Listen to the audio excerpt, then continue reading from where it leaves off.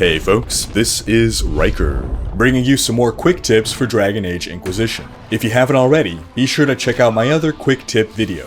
First tip, by default, the game's audio settings are set to home theater. If you're on a headset or other setup, this can cause some odd inconsistencies in volume. Be sure to change your settings to the device you have. Next tip, in combat, if you hover your mouse over an enemy in tactical view, you can see any vulnerabilities they may have. For instance, you may not have known that soldier was vulnerable to lightning damage, so now you can target it with that lightning spell. Next tip, at the war table, try to always have Josephine, Cullen, and Liliana deployed on a mission. This isn't always possible, but any downtime is wasted time. At the very least, there's that repeatable mission to acquire gold, which you should have running constantly. Alternatively, check out this other video for a quick cheat on how to instantly skip any war table mission, including the gold one, which allows you to quickly acquire a large sum of gold. Next tip, most chests in the game have randomly generated loot. If you don't mind save scumming, save your game right before opening a chest, and if you don't like the contents, simply load and try again. Next tip, while you're mounted, you take no fall damage. And neither does your horse. You can use this knowledge to navigate difficult terrain, or even jump down cliffs. Similar tip,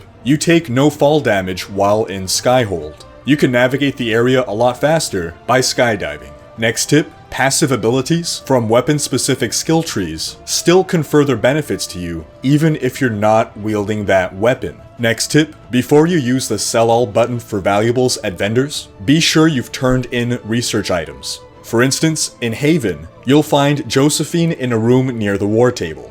Near her is the NPC in charge of research, and you turn in research items at the table beside her. Turning in research items eventually confers bonuses against researched enemies, but research items by default get dumped into the valuables category, meaning you can easily accidentally sell them.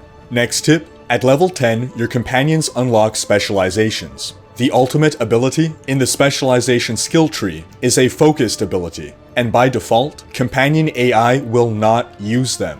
Arguably, this is not a bad thing. These are so powerful that you probably want to be activating them yourself, rather than leaving it to the AI.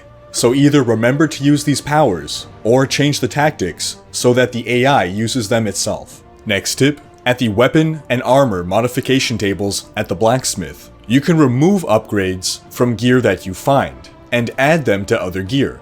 Before selling any pieces of gear, make sure you check any upgrades that the gear might have. You could potentially cannibalize that gear by removing its upgrades, selling the gear, and applying those upgrades to your current gear.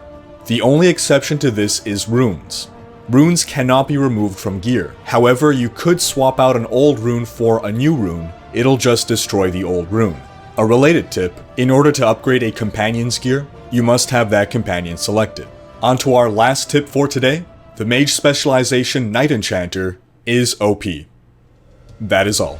That wraps up this guide. Thanks for watching. Leave a comment letting me know what tips you aren't aware of, or of any tips you have to offer to other players. Check out these other video guides, and until next time, don't forget to like, comment, and subscribe.